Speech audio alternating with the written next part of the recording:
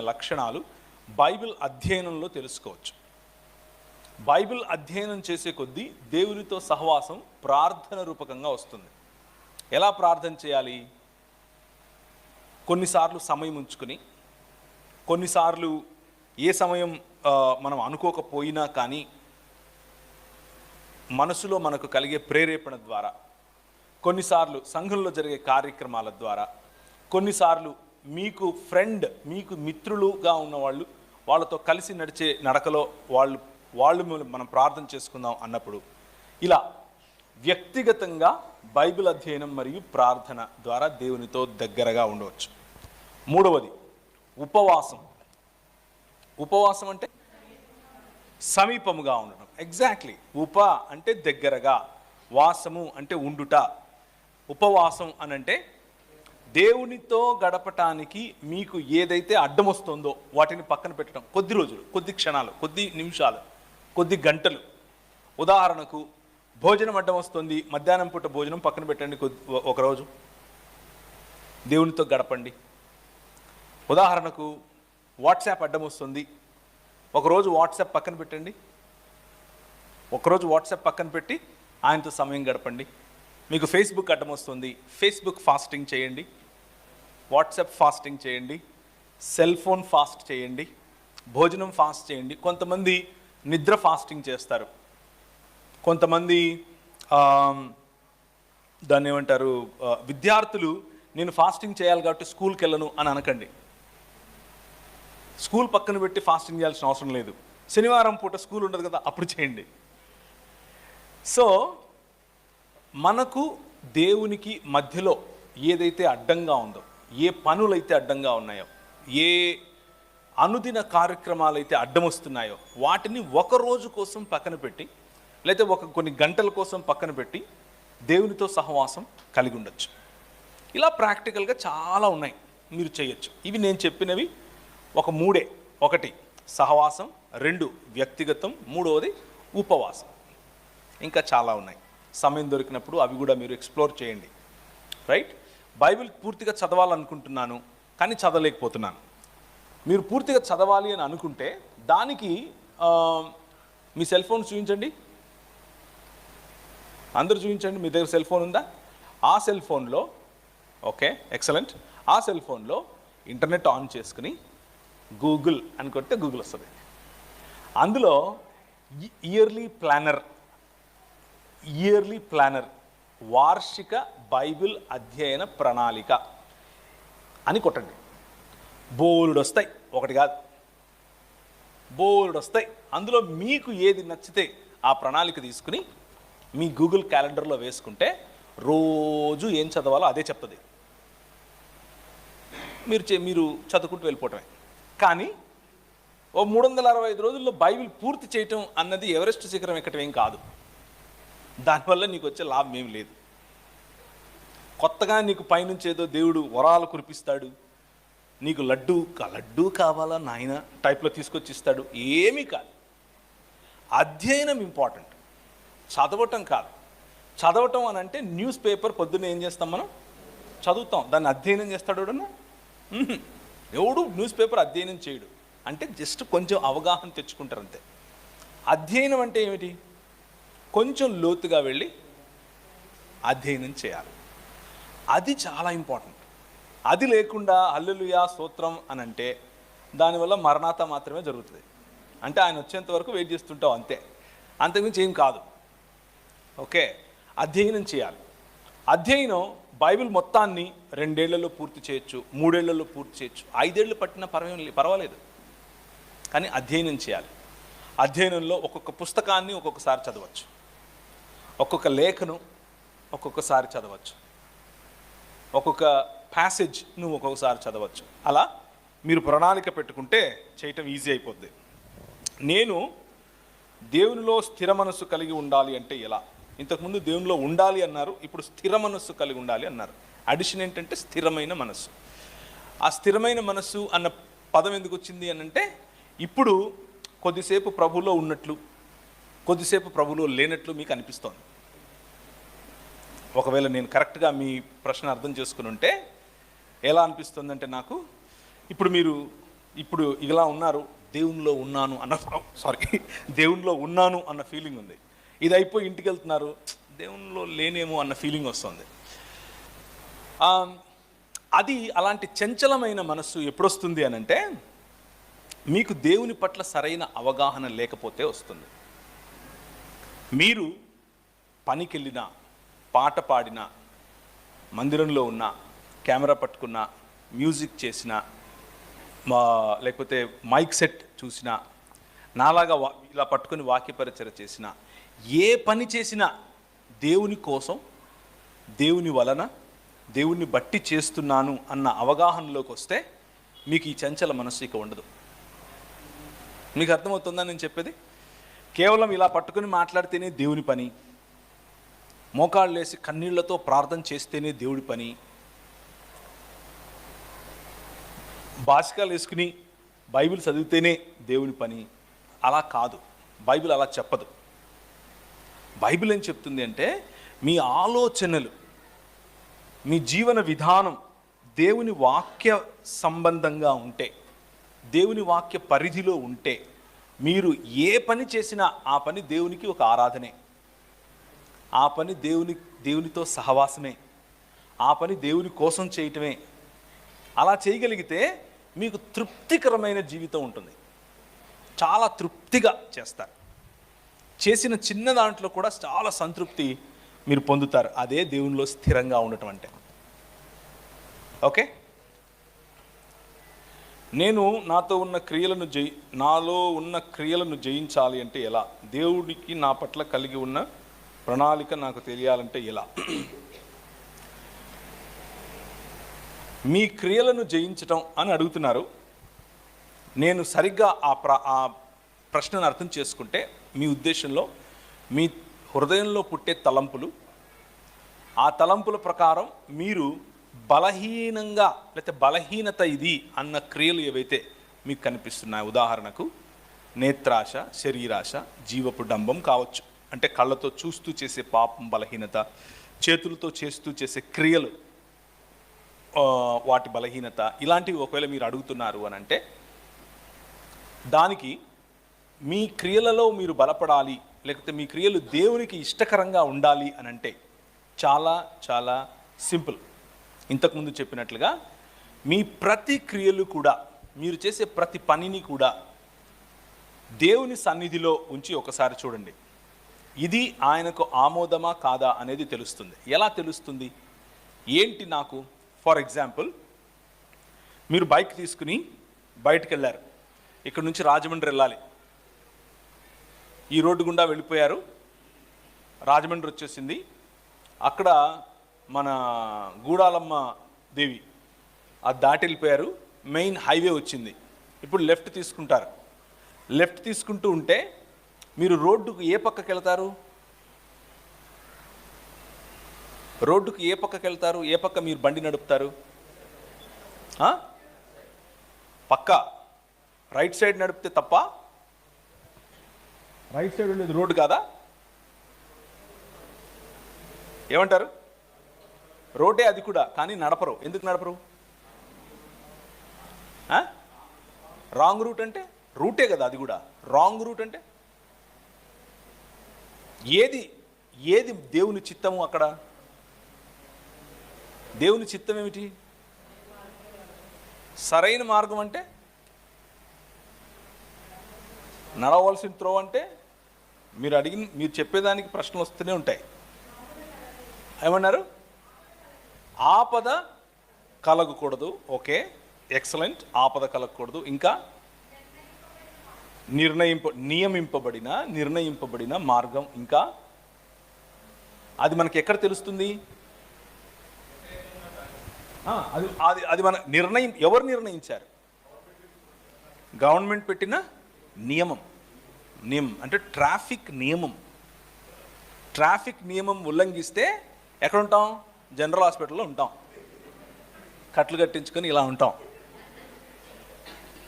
Right? So దేవునిలో మన క్రియలను సరిచేసుకోవటం, దేవుని చిత్తాన్ని చెయ్యాలి అని అంటే ఆయన నియమాలు, ఆయన కట్టడలు అనుసరించడమే.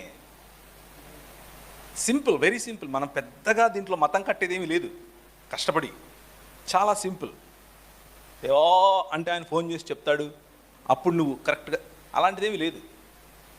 ఆయన మాట్లాడాలనుకుంటే ఎవరిదైనా మాట్లాడతాడు. గాడిద ద్వారా కూడా మాట్లాడతాడు. మాట్లాడాడా లేదా? బలాకుతో మాట్లాడాడా? బలాకు సమయంలో బిలాముతో మాట్లాడాడు. రైట్. ఆయన ఉపయోగించుకోవాలంటే ఎవరైనా ఉపయోగించుకుంటాడు. కొన్నిసార్లు మన స్నేహితులను ఉపయోగించుకుంటాడు, కొన్నిసార్లు తల్లిదండ్రులను ఉపయోగించుకుంటాడు, కొన్నిసార్లు స్కూల్లో ఉన్న టీచర్స్ను ఉపయోగించుకుంటాడు, కొన్నిసార్లు సంఘంలో ఉన్న పెద్దలను, సంఘ నాయకులను, అలాగే సంఘ పాస్టర్ గారిని ఉపయోగించుకుంటాడు. ఆయన ఉపయోగించుకొని నీతో కమ్యూనికేట్ చేస్తూనే ఉంటాడు. ఏం కమ్యూనికేట్ చేస్తాడు? ఆయన చిత్తం. ఏంటి ఆ చిత్తం? ఫర్ ఎగ్జాంపుల్, మధ్యాహ్నం 1 గంట అయింది, మీ కడుపులో ఒక తెలియనటువంటి ఒక బాధ మొదలైంది. దాన్ని ఏమంటారు? అరే ఎలా తెలుసు? అప్పుడు మీరు తెల్లది ఒకటి ఇంత పోసుకొని తినాలి. ఏంటది? అప్పుడు మీరు అడుగుతారా, దేవా నేను తినాలా తినకూడదా, నాకు ఫోన్ చేసి చెప్పు? అడగరు. ఎందుకు? అది నియమం. ఆకలికి భోజనం నియమం కదా, అలసటకు నిద్ర నియమం, నిర్ణయానికి వాక్యం నియమం. ఏదైనా ఒక సరైన నిర్ణయం తీసుకోవాలంటే, ఏదైనా సరైన మార్గంలో వెళ్ళాలి అని అంటే వాక్యములో ఉన్న హోలిస్టిక్ లేకపోతే సమగ్రమైన అవగాహన తెచ్చుకుంటే అదే నియమం. ఉదాహరణకు, పెళ్లి చేసుకోవాలనుకుంటున్నాం. ఈ పరిస్థితుల్లో చాలామంది స్ట్రగుల్ అవుతూ ఉంటారు. నేను ఎవరిని చేసుకోవాలి, ఎలా చేసుకోవాలి? మనం వెనకటికి నాలంటాడు ఒకడు 2 సంబంధాలు వచ్చాడు దగ్గరికి. ఒక ఆమె పేరు మర్సమ్మ, ఇంకొక ఆమె పేరు కృపమ్మ. కృపమ్మ, మర్సమ్మ ఇద్దరిని పెట్టి ప్రార్థన చేస్తున్నాను. ప్రభువా వీరిద్దరిలో నేను ఎవరిని చేసుకోవాలి? బైబిల్ ముందు పెట్టుకుని హల్లెలూయా అని చెప్పి బైబిల్ తీశాను. తీయంగానే నా కృప నీకు చాలును అని వచ్చింది. నేనెవరిని చేసుకుంటా? ఇది దేవుని చిత్తం తెలుసుకోవటం కాదు.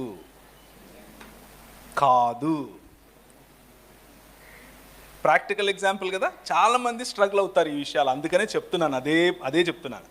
అలా చేసుకోకూడదు. అలా దేవుడు మాట్లాడతాడు అని అనుకుంటే మనము దేవుడిని ఒక డబ్బాలో పెట్టిన వాళ్ళం అవుతాం. అలా కాదు. కృపమ్మ ఉంది, మర్సమ్మ ఉంది. ఇద్దరు ముందు ఆడపిల్లలు అయి ఉండాలి.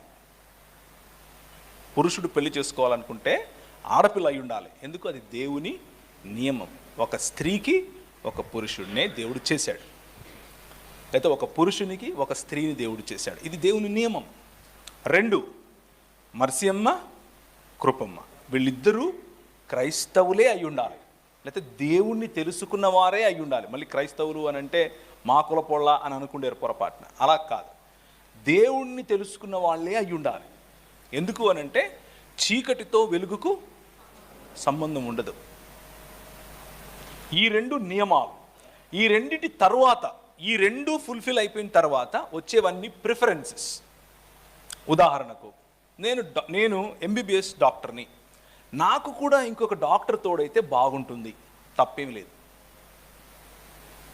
నేను ఒక టీచర్ని, కానీ నా భర్త నాలాగా టీచర్ కాకుండా ఇంజనీర్ అయితే గనక నేను పిల్లల్ని చూసుకుంటాను, ఆయన సమాజానికి ఉపయోగపడతాడు, తప్పులేదు. ఇవన్నీ ప్రిఫరెన్సెస్, మీ ఆలోచనలు. ఈ ప్రిఫరెన్సెస్లో మీరు మీ పరిచర్య కోసం, మీ స్థానిక సంఘ అభివృద్ధి కోసం, అలాగే మీ వ్యక్తిగత ఆత్మీయ లేకపోతే ఆధ్యాత్మిక లేకపోతే దేవుని రాజ్య పని కోసం మీరు పెట్టుకునేటటువంటి ప్రిఫరెన్సెస్ ఏవైతే ఉన్నాయో ఇవన్నీ కూడా దేవుడు ఆనర్ చేస్తాడు. మీ ఇష్టం, నో ప్రాబ్లం. కానీ మొదటి రెండిట్లో మాత్రం ఎలాంటి పరిస్థితుల్లో కాంప్రమైజ్ లేదు. పురుషుడిని పురుషుడు చేసుకుంటాను అన్నా, స్త్రీని చేసుకుంటాను అన్నా అది దేవుని నియమం కాదు. అలాగే క్రైస్తవేతరుణ్ణి క్రైస్తవురాలు చేసుకుంటాను అంటే అది దేవుని నియమం కాదు. మిగిలినవి మీ ప్రిఫరెన్సెస్. ప్రార్థించండి, సమయం తీసుకోండి, స్నేహితులున్నారు, పెద్దలున్నారు, పాస్టర్లున్నారు, సమయం గడపండి వారితో. వాళ్ళ దగ్గర కొంచెం వాళ్ళ విజ్డమ్, వాళ్ళ జ్ఞానాన్ని కొంచెం తీసుకోండి. మీకు నచ్చింది, మీకు ఉపయోగపడేది, మీ అభివృద్ధికి ఉపయోగపడేది స్పష్టంగా తెలుసుకొని మీరు పెళ్లి చేసుకోండి. ఉదాహరణకు కొన్ని చోట్ల, అంటే హైదరాబాద్ లాంటి చోట్ల, ఇక్కడ ఉన్నాయో లేవో నాకు తెలియదు, హైదరాబాద్ లాంటి చోట్లలో లేకపోతే విశాఖపట్నం లాంటి చోట్లలో ప్రీ మ్యారిటల్ కౌన్సిలింగ్ అనేది ఉంటుంది. అంటే పెండ్లికి ముందు కౌన్సిలింగ్, ఆ అమ్మాయి యొక్క పర్సనాలిటీ మీ పర్సనాలిటీ సెట్ అవుతుందా లేదా, ఒక పెద్దలు, తెలిసిన వాళ్ళు పెద్దలు కూర్చుని ఇద్దరితో మాట్లాడినప్పుడు కొన్ని విషయాలు బయటకు వస్తాయి, వాటిని అర్థం చేసుకోవచ్చు. అలాగే ఉద్యోగంలోకి వెళ్ళాలి. దేవుని నియమం ఏమిటి? మనిషి కష్టపడి పని చేయటం దేవుని నియమం. పని చేయకుండా కూర్చోవటం దేవుని నియమం కాదు. పని చేయకుండా నేను తింటాను అనంటే అది దేవుని నియమం కాదు. పని చేయటం దేవుని నియమం. ఏ పని చేయాలి? ఎవరైనా చెప్తారా ఏ పని చేయాలో? ఏ పని అన్నిటికంటే శ్రేష్టమైంది? శ్రేష్టమైన పని చెప్పండి. ఏంటి గొనుగుతున్నారు? ఏం చెప్పాలి? ఏం చెప్తే వీడు మళ్ళా మనల్ని ఏమడుగుతాడో అనా? ఏ పని శ్రేష్టం అన్నిటికంటే? దేవుని. ఓకే, ఎలా చేయాలి దేవుని పరిచర్య? కరెక్ట్ చెప్పారు, ఆన్సర్ కరెక్ట్. ఎలా చేయాలి?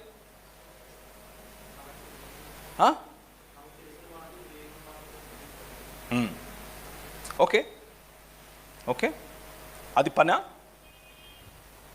ఆ పని చేయొచ్చు కదా, మరి ఎందుకు ధైర్యంగా చెప్పాలి? ఎస్, ఏ పనైనా దేవునికి ఇష్టమే. దేవుడు వద్దు అని చెప్పిన, దేవుని వాక్య పరిధిలో లేదా దేవుని వాక్య పరిధిలో ఆ వాక్య నియమాలకు వ్యతిరేకంగా ఉన్న పని తప్పు. ఉదాహరణకు నలుగురు కలిసి, ఒరే ఈరోజు కృష్ణపట్నం నేసేద్దాము, ప్రార్థన చేయరా అన్నాడంట. వీడు ప్రార్థన చేసి టెంకాయ కొట్టాడు, వెళ్ళి దొంగతనం చేసి వచ్చారు. అది తప్పు. అది దేవుని వాక్యం చెప్పని పని. దేవుని వాక్యం చెప్పే పని ఏమిటి అని అంటే, ఏ పనైనా సరే, అది మైక్ పట్టుకొని ప్రచారం చేయటం కావచ్చు, పర్సనల్ ఎవాంజలిజం కావచ్చు, టీచర్ కావచ్చు, ఇంజనీర్ కావచ్చు, పైలట్ కావచ్చు, డాక్టర్ కావచ్చు, మీ ఇష్టం. ఏ పనైనా సరే సమాజానికి, కుటుంబానికి, దేశానికి, వ్యక్తిగతంగా మీకు ఉపయోగపడే ఏ పనైనా సరే చేయాలి. పని చేయకుండా ఉంటే తప్పు. సో నేనేం ఎస్టాబ్లిష్ చేస్తున్నాను? 2 ఉదాహరణలు తీసుకున్నాను దేవుని చిత్తం తెలుసుకోవటానికి. ఒకటి పెండ్లి, 2 ఉద్యోగం. ఎందుకంటే ఈ 2 చోట్ల యువతులకు క్రాస్ రోడ్లో నిలబడి ఉన్నారు. ఏం చేయాలో అర్థం కాదు. మీరు కొత్తగా వెళ్ళి అంజనం వేయించుకోవాల్సిన అవసరం లేదు. గవ్వల జ్యోతిష్యుడి దగ్గరికి వెళ్ళి, కాటికాపర్ పెదరామయ్య దగ్గరికి వెళ్ళి, నేను మైక్రోసాఫ్ట్లో చేరాలా లేదా గూగుల్లో చేరాలా అని అడగాల్సిన అవసరం లేదు. సింపుల్గా మీకు తెలియాల్సిన పని ఏంటంటే, పని చేయాలి, కష్టపడి పని చేయాలి. ఎక్కడ ఉన్నా సరే కష్టపడి పని చేయాలి. ఆ కష్టమైన పని ఎప్పటికీ దేవుని వాక్య నియమాలకు వ్యతిరేకంగా ఉండకూడదు. That's all you need to look at. అలాగే పెళ్లిలో కూడా నేను చెప్పిన నియమాలు, దేవుని వాక్యంలో ఉన్న నియమాలు గనక పాటిస్తే, ఒక అడుగు. దేవుని వాక్యం ఏం చెప్తుంది అని అంటే, నా వాక్యము నీ పాదములకు నీ త్రోవకు. అంటే ఇక్కడ నిలబడుకుంటే నేను ఎక్కడికి వెళ్ళాలో ఫస్టే చూపించదు నీకు. లైట్ వేస్తే ఇక్కడ నుంచి విశాఖపట్నం వరకు కనిపించదు. ఒక అడుగు వేయాలి ఫస్ట్. లాంతర పట్టుకుంటే దీపము ఒక అడుగు వేస్తాం, ఆ తర్వాత మళ్ళీ ఇంకొక అడుగు వేస్తాం, ఆ తర్వాత మళ్ళీ ఇంకొక అడుగు వేస్తాం. విధేయతతో మొదటి అడుగు వేస్తే రెండవ అడుగుకు వెలుగు వస్తుంది. రెండవ అడుగు విధేయతతో వేస్తే 3వ అడుగుకు వెలుగు వస్తుంది. That is how God works. దేవుడు అలా పనిచేస్తాడు. నాకు 20 సంవత్సరాలు ఉన్నప్పుడు, నాకు ఇప్పుడు 43 పైచిలకు, 44 అనుకోండి. నేను 20 సంవత్సరాలు ఉన్నప్పుడు దేవుడు నాతో మాట్లాడాడు. ఇందోర్, మధ్యప్రదేశ్లో ఇందోర్, నార్త్ అంటే ఉత్తర భారతదేశానికి నువ్వు మిషనరీగా వెళ్ళు అన్నాడు. విధేయతతో నేను మొదటి అడుగు వేశాను. ఒకరోజు రైలు ఎక్కి టికెట్ కొనుక్కుని ఒక 2 చొక్కాలు 2 ప్యాంట్లు పెట్టుకుని వెళ్ళిపోయాను. అక్కడ ఎవరూ లేరు, నాకు భాష రాదు, నాకు హిందీ వచ్చు. ఎలాంటి హిందీ అంటే తుమ్ ఆతా హై మై జాతా హై, ఇంతే వచ్చు, ఇంకేం రాదు. Okay, Tum ఆతా high my జాతా high. అక్కడికి వెళ్ళాను. అక్కడికి వెళ్తే రైల్వే ప్లాట్ఫామ్ మీద 3 రాత్రులు పడుకున్నాను. ఏంట్రా ఇది, దేవుడు పిలిచాడు అనుకుంటే నా బతికిలా ఉంది అన్న ఆలోచన నాకు రాలేదు. ఎందుకు అనంటే నేను అవన్నీ ముందే ఆలోచించుకొని వెళ్ళిపోయాను. విధేయతతో వేసే మొదటి అడుగు, అది మీ జీవితానికి పునాది అవుతుంది. ఒక అడుగు వేసిన తర్వాత దేవుడు 2వ అడుగుకు వెలుగు చూపిస్తాడు. నేను అక్కడ 11 సంవత్సరాలు ఉన్నాను. వస్తూ వస్తూ నా భార్యను తెచ్చుకున్నాను అక్కడి నుంచే. నేను రావడానికి ముందు నేను 2 చొక్కాలు 2 ప్యాంట్లతో వెళ్ళిన నేను అక్కడ సాఫ్ట్వేర్ ఇంజనీర్గా, సాఫ్ట్వేర్ కంపెనీస్లో నేను బిజినెస్ డెవలప్మెంట్ మేనేజర్గా పనిచేశాను. అదేందన్నా నువ్వు సేవకు కాదా పోయింది అని అడిగారు. సేవనే చేశాను, కానీ నా పిలుపు వేరు. వేరు వేరు రంగాలకు మనం వెళ్ళాలి. ఆ విధేయత దేవుడు మనం ఆయనతో కలిసి నడిచినప్పుడు చెప్తాడు. నేను అక్కడికి వెళ్ళిన తర్వాత నేను రగిలిపోతున్నా, దేవుని చెప్పేయాలందరికీ. ప్రభు అన్నాడు యూనివర్సిటీలోకి వెళ్ళి జాయిన్ అవ్వు అన్నాడు. నేను యూనివర్సిటీలోకి వెళ్ళటం ఏంటి, నేను ఇక్కడికి వచ్చింది సేవ చేయడానికి కదా, తగువేసుకుంటున్నా దేవునితో. ప్రభు అన్నాడు నేను చెప్పింది చేయరా బాబు, వెళ్ళి యూనివర్సిటీలో జాయిన్ అవ్వు అన్నాడు. 2వ అడుగు, నా పాదములకు దీపం. చదువు మంచిది, చదువు దేవుని రాజ్యానికి, దేవుని వ్యక్తిత్వానికి, లేకపోతే దేవుని వాక్య నియమాలకు వ్యతిరేకం కాదు, సేవకు అడ్డం కాదు చదువు. వెళ్ళాను, అప్లికేషన్ ఫిల్ చేశాను, MBAలో ఇంటర్నేషనల్ బిజినెస్ చదివాను. ఆ 2 సంవత్సరాలలో యూనివర్సిటీలో చాలా పరిచయం చేశాను యువకులు యువతుల మధ్య. ఆ తర్వాత 3వ అడుగు, 4వ అడుగు, 5వ అడుగు, అలా అంచెలంచెలుగా మన దర్శనాన్ని దేవుడు పెంచుతూ వస్తాడు. ఒక్కసారి వచ్చేసింది మొత్తం అంతా కట్టేసి మూట కట్టేసి నీకు ఇచ్చేస్తాడు అని కాదు. ఏలియా జీవితం చూడండి, 1 అడుగు తర్వాత ఇంకొక అడుగు. ఎలీషా జీవితం చూడండి, 1 అడుగు తర్వాత ఇంకొక అడుగు. దావీదు జీవితం చూడండి, ప్రభు అయిన యేసు క్రీస్తును మినహాయిస్తే, ఎందుకంటే ఆయన సర్వము ఎరిగిన వాడు కాబట్టి ఆయనను మినహాయిస్తే ప్రతి ఒక్కరి జీవితం ఇంతే. మొదటి అడుగు విధేయత, 2వ అడుగుకు, 2వ అడుగు విధేయత 3వ అడుగుకు, 3వ అడుగు విధేయత 4వ అడుగుకు దారితీస్తుంది. అలా నువ్వు వాక్య పరిధిలో నిర్ణయాలు తీసుకుంటూ వెళ్తే యూ విల్ బి సక్సెస్ఫుల్. ఇంకా వేరే ఆప్షన్ లేదు, నువ్వు సక్సెసే ఉంటుంది నీకు. కాకపోతే సక్సెస్కున్న నీ డెఫినేషన్ మారిపోతుంది. ప్రజలకు సక్సెస్కున్న డెఫినేషన్ ఏంటంటే ఎక్కువ ధనం సంపాదించాలి, ఎక్కువ పరువు సంపాదించాలి, ఎక్కువ దాన్ని ఏమంటారు డిగ్రీలు సంపాదించాలి, ఇలా ఎక్కువ మెడల్ ఆస్తులు కట్టాలి, ఇలాంటివి. కానీ మనకున్న డెఫినేషన్ వాక్య పరిధిలో సక్సెస్ తృప్తి, సంతుష్టికరమైన జీవితం. రాత్రి పడుకుంటే ఆనందంగా నిద్ర వస్తుంది. రాత్రి కళ్ళలోకి నోవా పాస్టర్ వచ్చి అరవడు, బాగా నిద్ర వస్తుంది. సంతృప్తికరమైన జీవితం, వాక్ విత్ ద లార్డ్. వారు చాలా ప్రశాంతంగా హార్ట్ఫుల్గా, మీరు చాలా ప్రశాంతంగా హార్ట్ఫుల్గా నవ్వుతున్నారు. బట్ ఎలా? నేను చాలామంది దైవజనులను చూశాను, బట్ ఇంత హార్ట్ఫుల్గా ప్రకాశవంతమైన నవ్వు చూడలేదు. దాన్ని నేను కాంప్లిమెంట్ అనుకుంటున్నాను. థ్యాంక్ యూ వెరీ మచ్, చాలా సంతోషం. మీరు ఎవరు రాశారో కానీ గుండ్రంగా జిలేబీలాగా రాశారు. మీరు కూడా చాలా ప్రకాశవంతంగా రాశారు. చాలా చాలా సంతోషపడుతున్నాను మీ రైటింగ్ చూసి. దేవుని వాక్యము ఎందుకని తిరిగి దేవుని ఎరిగిన వారికే చెబుతున్నారు. లైక్ చర్చిలో సభలలో మళ్ళీ క్రైస్తవులే ఉంటారు కదా. Absolutely true. దేవుని వాక్యము ఒకసారి వింటే సరిపోతుంది అని కాదు. దేవుని వాక్యం సువార్త అనేది మన జీవితంలో ప్రతి రంగాన్ని ప్రభావితం చేయాలి.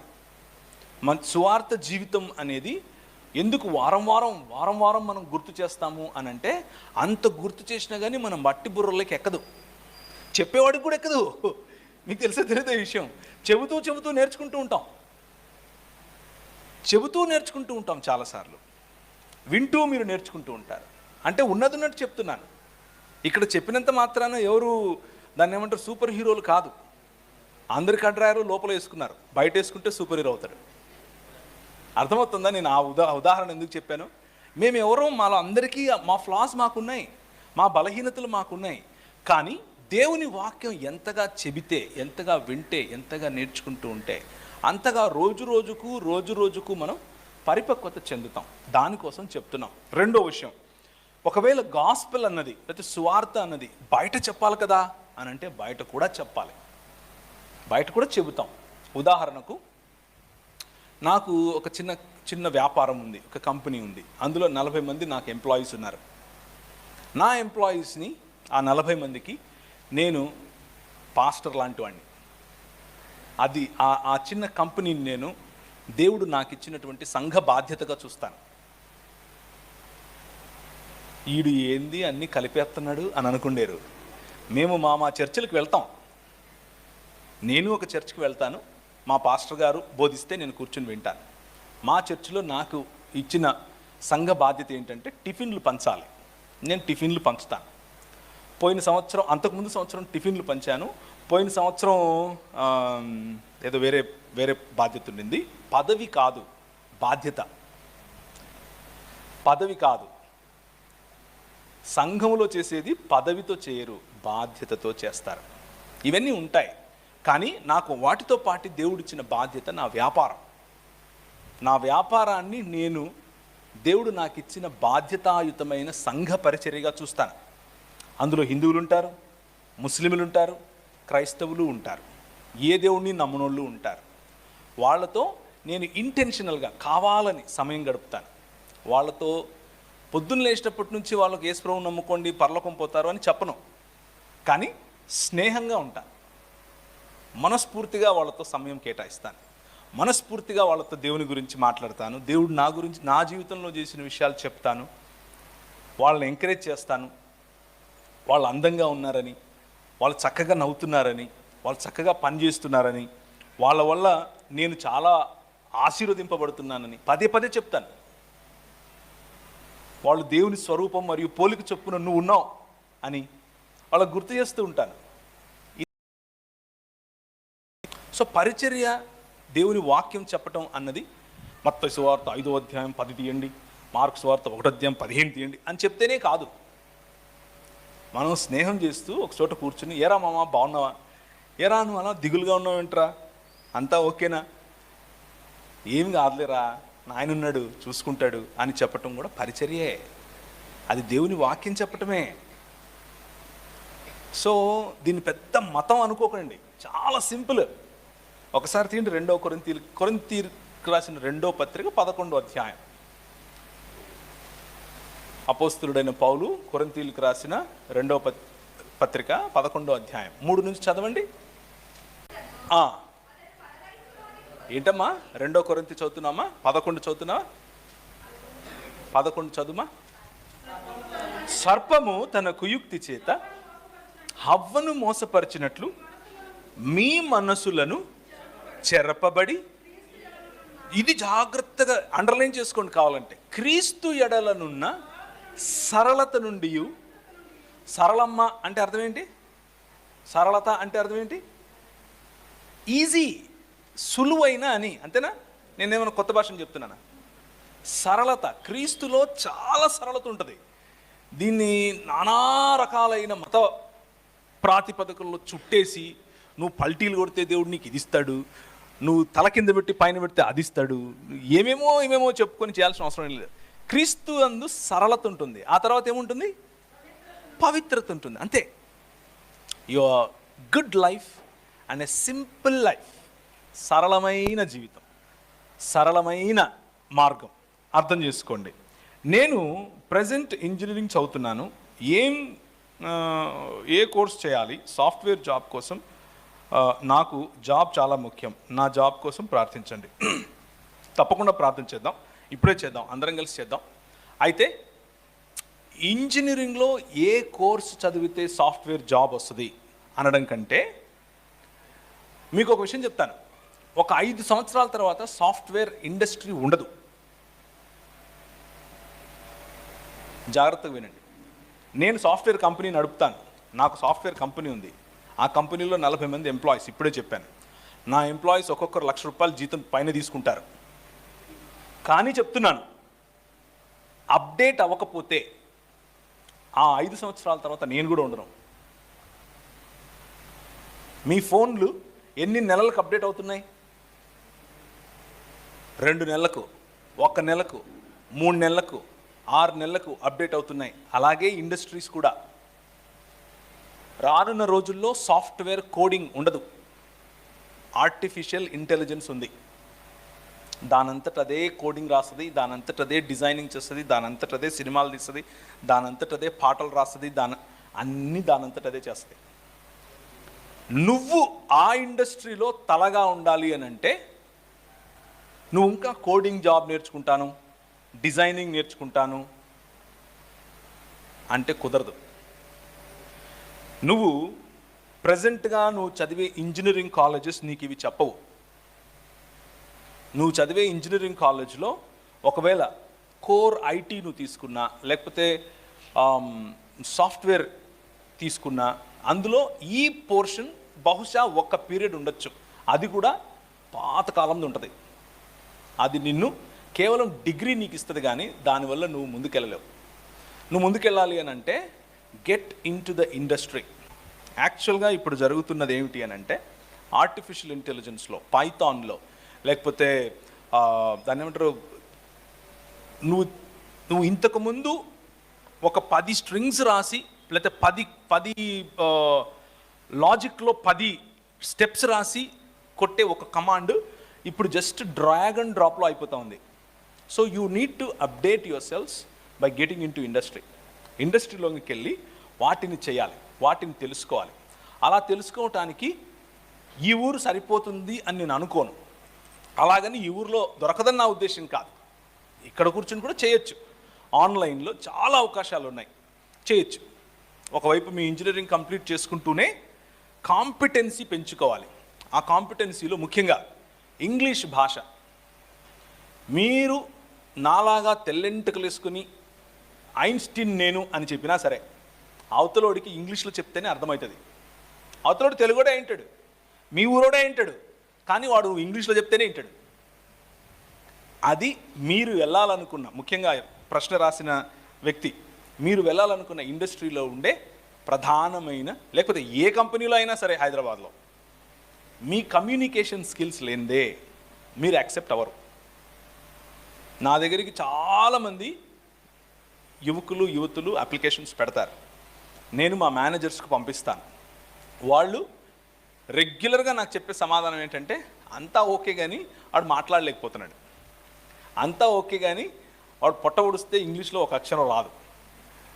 I madam, okay madam, sit madam, okay good madam అంటున్నాడు అనేది వాళ్ళ ప్రాబ్లం. మొదటిది ఇంగ్లీష్ కమ్యూనికేషన్, రెండోది కాన్ఫిడెన్స్. మీరు ఏదైనా ఒక సబ్జెక్ట్ తీసుకుని చేయి కలిపి మాట్లాడేటప్పుడు అవతల వ్యక్తికి ఆ కాన్ఫిడెన్స్ అనేది కనిపించాలి. అప్పుడే మిమ్మల్ని నమ్ముతారు, లేకపోతే మీకు కష్టమవుతుంది. So update your cells in that way. అన్నయ్య, నేను ఎక్కువగా ఫోన్లో సినిమాలు చూస్తాను, ఫేస్బుక్, వాట్సాప్ చాటింగ్ చాలా ఎక్కువ చేస్తాను. వీటి వల్ల నేను సరిగా చదవట్లేదు, ప్రేయర్స్కి కూడా రావట్లేదు సరిగా. నాకు మంచి సలహా చెప్పండి. మంచి సలహా చెప్తున్నాను, జాగ్రత్తగా వినండి. ఫోన్లో సినిమాలు చూడకండి, ఫేస్బుక్, వాట్సాప్ చాటింగ్ తక్కువ చేయండి. అవి చేస్తే మీరు ప్రేయర్స్కి కూడా వస్తారు. ఇదే సలహా. అంటే ప్రశ్నలోనే ఆన్సర్ ఉంది, మీరు రాసిన ప్రశ్నలోనే ఆన్సర్ ఉంది కదా. మీలో ఉన్న డిజైర్ మీరు కంట్రోల్ చేసుకుంటే చాలు. అది నా వల్ల అవ్వట్లేదు అని అనకండి. ఎందుకు అనంటే చాలా ఈజీ, ఫాస్టింగ్ చేయడమే. చెప్పానుగా ఇంతకుముందు నేను, వాట్సాప్ ఫాస్టింగ్, ఫేస్బుక్ ఫాస్టింగ్. నాకు తెలుసు ఇది ఈ మధ్య యువకుల్లో ఇది ఒక పెద్ద బలహీనత కాదు, ఒక రకంగా బలం కూడా. ఎందుకంటే మీరు అవి చూస్తూ చాలా నేర్చుకుంటారు. దాన్ని నేను ఏం డిస్క్రెడిట్ చేయట్లేదు, మంచిదే అది. కానీ దానికి ఒక సమయం కేటాయించండి అంతే. మాటికి అదే చేయకండి, ఒక సమయం కేటాయించండి. ఫర్ ఎగ్జాంపుల్, వాష్రూమ్లో కూర్చున్నాడు అంటా ఉంటాడు, అరే నువ్వు వచ్చిన పని అయిపోయిందిరా అనేది కూడా తెలియదు ఆడికి, అంటా ఉంటాడు.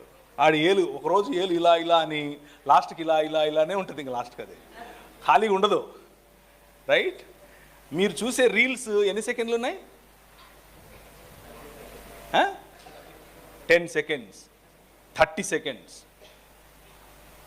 ఇక వాళ్ళు చేసే వాళ్ళ బతుకులు చూడాలి. ఇంకా వీడు ఈ వరకు ఇట్లా 10 సార్లు అని అంటాడు, అరే నన్ను చూడరా, నాకు లైక్ ఫ్రెండ్స్, నచ్చితే సబ్స్క్రైబ్ బటన్ కొట్టండి ఫ్రెండ్స్ అనేవాడు ఇప్పుడు అది కూడా 30 సెకండ్లలో చెప్పేయాలాడు. అది వాళ్ళ ఇండస్ట్రీ పరిస్థితి అలా ఉంది. రైట్? సో కొద్దిగా కంట్రోల్ చేసుకోవడం కోసం అలా అలా అనడం ఆపితే చాలు. అలా అని చెప్పి నేను మిమ్మల్ని ఫోన్లు పక్కన పెట్టేయండి, ఫోన్లో సైతాన్ ఉంటుంది, మీరు ఫోన్ చూస్తే మీరు నరకం పోతారు, ఇలాంటి సుత్తి మాటలు ఏం చెప్పను. మీరు ఫోన్లో బైబిల్ చదువుకోవాలంటే ఫోన్లో వేసుకోండి బైబిల్, నో ప్రాబ్లం, నేను కూడా అలాగే చేస్తాను. కానీ ఫోన్లో ఉన్న యాప్లో విషయం లేదు, ఇక్కడుంది. మ్యాగ్నెట్ అంతా ఇక్కడుంది. ఫోన్ ఏముంది, నువ్వు ఆడిస్తే ఆడుతుంది. కానీ దానికే నువ్వు నీ స్వతంత్రం ఇచ్చేసావనుకో, అది నిన్ను ఆడిస్తే నువ్వు ఆడాలి. దాన్నే వ్యసనం అంటారు. ఎలాగైతే ఆల్కహాల్ ఒక వ్యసనమో, ఫోన్ ఒక వ్యసనం. ఎలాగైతే టొబాకో ఒక వ్యసనమో, ఫోన్ ఒక వ్యసనం. దాన్ని తగ్గించేందుకు మెథడ్స్ ఉన్నాయి. ఇక్కడుందంతా, ఇక్కడ నువ్వు కంట్రోల్ చేయాలి. మెల్లిమెల్లిగా నేను ఎలా చేశాను, నాకు కూడా ఇది పట్టింది. ఒకరోజు ఈ పురుగు కుట్టిన తర్వాత నేనేం చేశాను అంటే మెల్లిమెల్లిగా చూడ్డాన్ని వినడంతో ఆపాను. ఉదాహరణకు చెప్తాను, మీకు పంచదార వేసిన కాకినాడ కాజా అంటే బాగా ఇష్టం అనుకోండి, తీపి తినకుండా ఆగలేరు అనుకోండి. ఈ కాకినాడ కాజాను మీకు షుగర్ వచ్చిందనుకోండి, తినాలి కానీ తీపి ఉండకూడదు. ఏం చేస్తారు? మొదట తీపి తగ్గిస్తారు, ఆ తర్వాత షుగర్లెస్కి వెళ్తారు, ఆ తర్వాత షుగర్లెస్ టేస్ట్ నచ్చక కాకినాడ కాజానే వదిలేస్తారు. ఇదొక పద్ధతి. ఇదే సరైన పద్ధతి అనట్లేదు, ఇది కూడా ఒక పద్ధతి. చాలామంది పెద్దోళ్ళు ఫస్ట్ బాగా బెల్లం వేసిన ఛాయ్ తాగేటోళ్ళు, కాఫీ తాగేటోళ్ళు మెల్లిగా బెల్లం నుంచి ఎక్కడికి వచ్చారు? పంచదారకు వచ్చారు. పంచదార నుంచి స్టీవియాకు వచ్చారు. స్టీవియా నుంచి షుగర్లెస్కి వచ్చారు. షుగర్లెస్ తర్వాత ఇది తాగితే ఎంత, తాగకపోతే ఎంత అన్నారు. ఒకరోజు రాత్రి వెళ్ళకపోతే ఇదొక పద్ధతి. నేనేం చేశాను అని అంటే, వీడియో చూడటం అనేది ముఖ్యంగా సాయంత్రం రాత్రిపూట పడుకోవటానికి గంట లేకపోతే 2 గంటల ముందు మీ స్క్రీన్స్ ఆఫ్ అవ్వకపోతే మీకు నైట్ అంతా నిద్ర సరిగ్గా ఉండదు.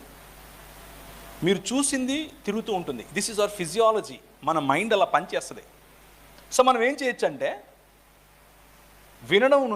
చూడటం నుంచి వినడానికి రావచ్చు. అంటే ఈ రెండు పని చేయడం బదులు ఇది ఆపేసి ఇది పని చేస్తుంది. కొన్ని రోజుల తర్వాత దాన్ని సమయం తగ్గించవచ్చు. అరగంట వినేదాన్ని 15 నిమిషాలు చేయొచ్చు. 15 నిమిషాల నుంచి 5 నిమిషాలు చేయొచ్చు. 5 నిమిషాల తర్వాత పక్కన నీకు పెండ్లైంటే నీ భార్యను మాట్లాడమంటే ఆమె మాట్లాడుతుంటే నిద్రపోతావు. లేదనుకో మీ అమ్మనో అక్కనో కబుర్లు చెప్పుకుంటూ నిద్రపోతాం. ఇంతకుముందు మనం ఇలాగే చేసాం, మీకు గుర్తుందో లేదో.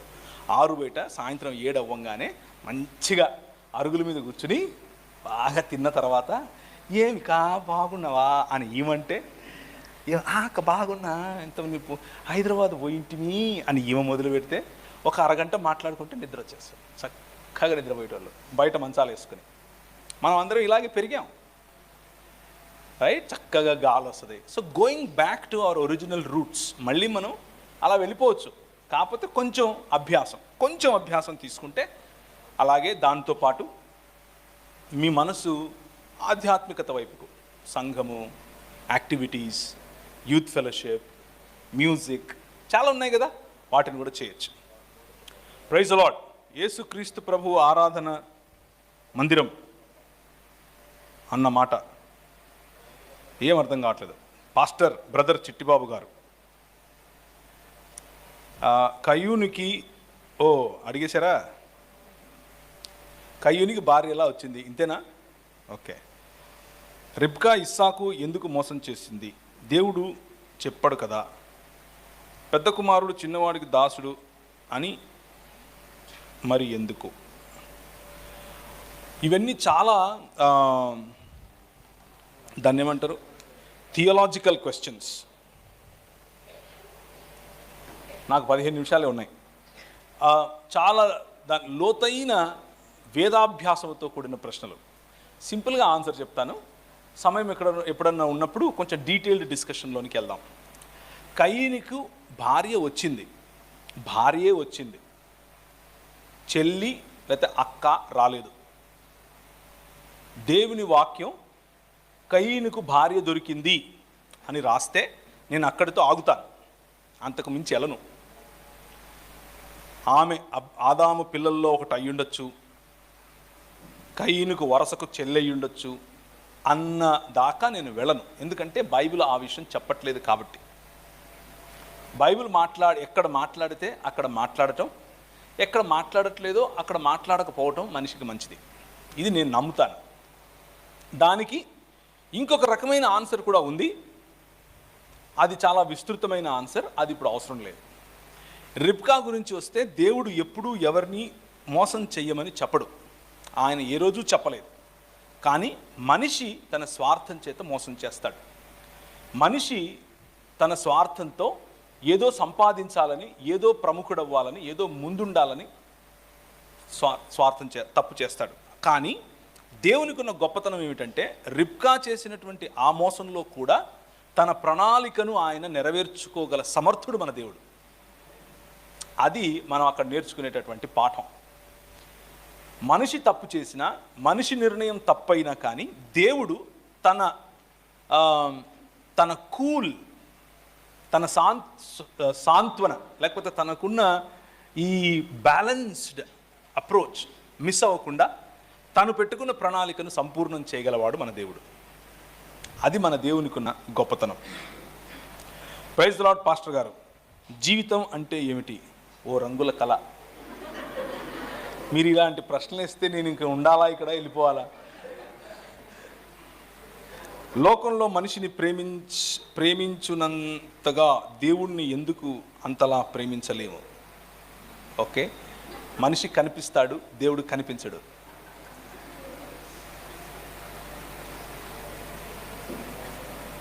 చేతబడి ఇలాంటివి ఉన్నాయా?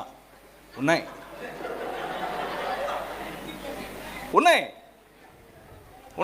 జరుగుతాయి.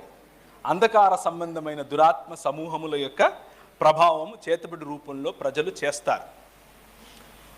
పడద్రోయబడినటువంటి దేవదూతల యొక్క సమూహము, వాటి ప్రభావానికి మనిషి లొంగి వాటిని దేవీ దేవతలు అనుకొని వాటి వెనుక పరిగెట్టి వాటి ద్వారా ఇంకొకరికి ముప్పు తీసుకొని రావాలి అనే ఆలోచనలు ప్రపంచంలో జరుగుతూ వచ్చాయి. బైబిల్లో వీటిని చిల్లంగి పనులని, బాణామతి అని, చేతబడి అని ఇలాంటి మాటలు బైబిల్లో ఉన్నాయి, రాశారు. వాటి ద్వారా ప్రజలకు దయ్యాలు పట్టడం వంటివి జరిగాయి. ఇవి ఉన్నాయి, బైబిల్ చెప్పేదే. కానీ మనం అంధకార సంబంధమైన దురాత్మ సమూహముల నుండి విడిపింపబడ్డాం. సంఘములో ఉన్న మనకు ఇవన్నీ కూడా పట్టవు, ఇవన్నీ పని చేయవు మన ముందు. అవి వచ్చి డ్రామాలు వేస్తాయి, ఎరా అంటే వెళ్ళిపోతాయి. దానికి మళ్ళీ ఎవరి దగ్గరకో వెళ్ళి ఆయన వచ్చి ఇలా ఊగిపోయి చెయ్యేస్తేనే నువ్వు కింద పడిపోవాలి అనేది ఏమి లేదు. All you need is Jesus. నీకేం కావాలంటే యేసుప్రభు కావాలంతే. యేసుప్రభువును అనుకుని, ప్రభువా నేను నీ బిడ్డను కదా, ఏంటి డ్రామాలు వేస్తున్నాడు అంటే వెళ్ళిపోతాడు. చాలా సింపుల్ ఇవి. ఓకే, కానీ ఇవి ఉన్నాయి, లేవనుకోకండి, లేవు అని అనుకోవద్దు, ఇవి ఉన్నాయి. కానీ పరిశుద్ధాత్మ దేవుడు మనకి ఎందుకు ఇవ్వబడ్డాడు? పరిశుద్ధాత్మ దేవునిలో ఉన్న శక్తి ఏమిటి అని అంటే, పరిశుద్ధాత్మ దేవుడు ఇలాంటి అంధకార సంబంధమైన క్రియల నుండి, అంధకార సంబంధమైన దురాత్మ ప్రభావాల నుంచి, దుష్ప్రభావాల నుంచి వాటిని జయించడానికి మనకు శక్తినిస్తాడు. రైట్? చాలా చాలా ఈజీగా వాటిపైన శక్తినిస్తాడు. కొన్నిసార్లు కొన్ని మొండిగా ఉంటాయి. వాటిని జయించడం కోసం పెద్దల, పాస్టర్ల యొక్క, అలాగే దైవికంగా జీవిస్తున్నటువంటి వారి యొక్క సహాయం తీసుకోండి, తప్పులేదు. మనం ఏదైనా పని తలపెట్టినప్పుడు ఒకరినొకరం సహాయం చేసుకుంటాం కదా, అలాగే ఇది కూడా సహాయం చేసుకోండి. కానీ ఇంకొకరు సహాయం చేస్తున్నాడని చెప్పి ఆయన దుకాణం పెట్టేస్తే సంఘం విడిచిపెట్టి అక్కడికి వెళ్ళకండి. ఆ సహాయం కాస్త ఆయన నీ మీద వాడతాడు. ఆ తర్వాత బిడ్డ నువ్వు వచ్చావు కదా మరి ఎట్లా అని మొదలు పెడతాడు. ముందు 5,000, తర్వాత నా ప్రోగ్రామ్కి 10,000 అంటాడు, నా తర్వాత నాతో ఫోటో తీసుకుంటే 20,000 అంటాడు. అలా మెల్లిమెల్లిగా దురాత్మ ఈ చేతబడి పోయి ఈయనే పడతాడు నీకు. సో అలాంటి వాటికి పడకండి. స్థానిక సంఘానికి కట్టుబడి ఉండండి. అది మిమ్మల్ని మీకు బలం ఎప్పటికైనా. ఒంటరిగా ఉన్నప్పుడు తప్పుడు పనులు చేయకుండా ఉండాలి అంటే ఎలా చేయకుండా ఉండాలి? ఇదేంటి? ఎలా చేయకుండా ఉంటే చాలు. ఓకే, మీకు ఒంటరిగా ఉన్నప్పుడు బలహీనత అనిపిస్తోంది అని అంటే మీరు ఒంటరిగా ఉండే సమయాన్ని తగ్గించండి. ఈజీ కదా. ఉదాహరణకు మీ ఇల్లుంది, మీ ఇంట్లో మీ రూముకు గడియ పెట్టకండి, గడియ తీసేయండి. సో ప్రైవసీ, తలుపేస్తే ప్రైవసీ ఉంటుంది, గడియ పెడితే సీక్రెసీ వస్తుంది. సీక్రెసీకి ప్రైవసీకి తేడా ఏంటి? ప్రైవసీ అంటే నువ్వు నీ ఏకాంతంలో నువ్వు చేసుకోవాల్సిన పనులకు నీకు సమయం ఉండాలి. సీక్రెసీ అంటే ఎవరూ చూడకుండా, ఎవరూ నిన్ను గమనించకుండా నువ్వు చేసుకునేటివి. అలాంటివి నువ్వు తగ్గించాలి అని అంటే గడి తీసేయండి అంతే. చిన్న చిన్న పనులు ఉపయోగపడతాయి. మీరు ఒంటరిగా ఉన్నప్పుడు ఒకవేళ మీరు చాటింగ్ అనే దానికి పడి మీ బాయ్ ఫ్రెండో గర్ల్ ఫ్రెండో, ఇంకా బాయ్ ఫ్రెండ్ అవ్వలేదు కానీ జస్ట్ ఫ్రెండో, ఇంకా గర్ల్ ఫ్రెండ్ కూడా అవ్వలేదు జస్ట్ ఫ్రెండో చాట్ చేస్తున్నారు అనుకోండి, అది మీరు ఒంటరిగా ఉండకుండా నట్టింట్లో కూర్చొని చేయండి. నట్టింట్లో కూర్చొని చేయండి. మీరు ఒంటరిగా ఉన్నప్పుడు వచ్చే తలంపులను కనీసం మెల్లిమెల్లిగా అక్కడ మీరు జయిస్తారు. సమయం తీసుకుని, మీరు ఇలా చేస్తున్నారు కాబట్టి మీరు ఇక పనికిరారు, మీరు నరకానికి వెళ్ళిపోతారు అని నేను చెప్పట్లేదు. నేను ఏం చెప్తున్నాను అని అంటే మీరు వాటిని జయించవచ్చు అని చెప్తున్నాను. మీరు జయించగలరు వాటిని. All you need to do is just follow in some discipline. 2 గంటలు ఒంటరిగా ఉండాలనుకున్న మీరు మెల్లిమెల్లిగా టైం తగ్గించి 5 నిమిషాల వరకు కేటాయించండి. 6 నిమిషాలు, 10 నిమిషాలు, అరగంట చాలు. అంతకంటే ఎక్కువైతే అది సీక్రెసీ అవుతుంది. వీలైతే ఇంకొక మంచి సలహా మీకు ఉపయోగపడేది, వీలైతే మీ చెల్లినో అక్కనో అన్ననో తమ్ముడో లేకపోతే మీ క్లోజ్ ఫ్రెండో ఎవరో ఒకరు మీకు ఉండాలి. మీ మొత్తం మనసు ఉన్నట్లు మాట్లాడుకోగలిగే ఒక వ్యక్తి ఉండాలి మీ జీవితంలో. ఒక ఫ్రెండ్ ఉండాలి. ఆ ఫ్రెండ్ లేరనుకోండి, మీ ఒంటరితనంలో మీకు అవసరం లేని వాళ్ళు ఫ్రెండ్స్ అవుతారు, మీకు ఉపయోగపడని వాళ్ళు ఫ్రెండ్స్ అవుతారు. కానీ మనస్సులో ఉన్నది ఉన్నట్లు చెప్పుకోవటానికి నువ్వు ఏం చెప్పినా కానీ విని నేనున్నా లేరా తమ్ముడు నీకు అని చెప్పేవాళ్ళు అయి ఉండాలి సుమా. లేకపోతే అయిండ్రా అయిందా, నేను చెప్పిన ఆ రోజే చెప్పినా నీకు, నువ్వు డైరెక్ట్గా నరకానికే అని చెప్పేటోళ్ళు వద్దు. వాళ్ళు ఎంత భక్తిపరులైనా సరే వద్దు. అలాంటి వాళ్ళు మీ జీవితాన్ని కట్టలేరు. సలహాలు ఇస్తూనే మీ బలహీనతలను అర్థం చేసుకుంటూ మీతో పాటు నడిచే ఒక్క ఫ్రెండ్ను మీరు పట్టుకోండి, మీ జీవితానికి మంచిది. బాలికలనే ఫ్రెండ్స్గా చేసుకోండి ఇలాంటి విషయాల్లో. పురుషులు లేకపోతే బాలలనే చేసుకోండి. అన్న చెప్పాడు ఒక మంచి ఫ్రెండ్ ఉండాలంట, ఏడ్చుకోవటానికి, నవ్వుకోవటానికి, తిట్టుకోవటానికి, కొట్లాడుకోవటానికి అని చెప్పి ఒక పురుషుని పట్టుకుంటే మాత్రం మీ జీవితం దుంపనాశనం. మీరు కూడా అంతే. స్త్రీని పట్టుకున్నారా మీ జీవితం దుంపనాశనం. ఎందుకు అవుతుందో చెప్తాను. ఎందుకు అంటే మిమ్మల్ని దేవుడు ఎలా నిర్మించాడో వారికి, మీకు, అలాగే మిమ్మల్ని దేవుడు ఎలా నిర్మించాడో మీకు మధ్యలో తేడా ఉంది. మీ మనసులో ఉన్న భావనలు వేరు, మీ మనసులో ఉన్న భావనలు వేరు. మీరు ఏ విధంగా ప్రపంచాన్ని చూస్తారు, మీరు ఏ విధంగా ప్రపంచాన్ని చూస్తారు, వాటి మధ్యలో వ్యత్యాసం ఉంది. ఆ రెండు కలవటానికి కేవలం భార్యాభర్తలు అయిన వాళ్ళు 30 సంవత్సరాలు కలిసి బ్రతికిన వాళ్ళకే అర్థం కావట్లేదు. ఇంకా మీరు ఇప్పుడు వచ్చి నేను చేస్తానంటే ఏం చేయలేదు. సో అబ్బాయిలైతే అబ్బాయిల్ని, అమ్మాయిలైతే అబ్బాయిల్ని ఫ్రెండ్స్గా కలిగి ఉండండి. మీ మనసులో ఉన్న విషయాలు చెప్పుకోండి, ఉన్నట్లుగా చెప్పుకోండి. అయితే కండిషన్స్ ఏంటి, ఎలాంటి ఫ్రెండ్ అయి ఉండాలి? నెంబర్ 1, ప్రభువుని తెలుసుకున్న ఫ్రెండ్. నెంబర్ 2, రెగ్యులర్గా సహవాసంలో ఉండే ఫ్రెండ్. నెంబర్ 3, మీరు నమ్మగలిగే ఫ్రెండ్. నెంబర్ 4, ఆయనకు చెప్పినా చచ్చిపోయిన ఈ గోడకు చెప్పినా ఒకటే అనుకునే వ్యక్తి. అలాంటి వాళ్ళు దొరకటం కష్టం, కానీ వెతికి పట్టుకోండి. అలాంటి వాళ్ళు ఒక్కరు ఉంటే మంచిది. నాకున్నారు. నేను ఇక్కడ తెల్లబట్టలు వేసుకుని మీతో చెప్తున్నాను కాబట్టి నాకేం బలహీనతలు లేవు అనుకుంటున్నారా? No, I have my own struggles. నా స్ట్రగుల్స్ నాకున్నాయి. నేను ఇప్పుడే పరలోకములో నుండి దిగి వచ్చి ఏం లేదు. I'm just like you. నేను మీలాగే. నాకు కొంతమంది ఫ్రెండ్స్ ఉన్నారు. ముఖ్యంగా నేను చిన్నప్పటి నుంచి నేను ఎప్పుడు మా నాన్న ఎలా ఉంటాడో నాకు తెలియదు, నాన్న కౌగిలింత ఎలా ఉంటుందో నాకు తెలియదు, నాన్న దగ్గరికి వెళ్ళి ఎలా మాట్లాడో ఏం చేయాలో నాకు తెలియదు. కానీ ఒక 4-5 సంవత్సరాల క్రితం ఇక్కడ కూర్చున్నారు చూడండి, మనకు శామ్యుల్ అంకుల్ గారు. ఆయన ఆ ప్లేస్ ఫిల్ చేశాడు. నాకు 38-40 సంవత్సరాలు వచ్చినప్పుడు ఆయన పరిచయమై ఆయనలో నేను మా నాన్న చూసుకున్నాను. అర్థమవుతుందా? You can find it. మీరు కావాలనుకుంటే అలాంటి వాళ్ళు మీకు దొరుకుతారు, చెప్పుకోవటానికి, మాట్లాడటానికి, ఒంటరితనం నుంచి బయట రావటం. నాకు కొంతమంది ఫ్రెండ్స్ ఉన్నారు. వాళ్ళు నాకు అంటే ఇప్పుడు గాలి ఇలా నుంచి వస్తుంది అనుకోండి, అవన్నీ తలుపులు మూసేసామనుకోండి, ఏమవుతుంది లోపల? ఒక రకమైన ఎలా ఉంటుందంటే వెళ్ళిపోదాం ఇక్కడ నుంచి అన్న భావం ఉంటుంది కదా.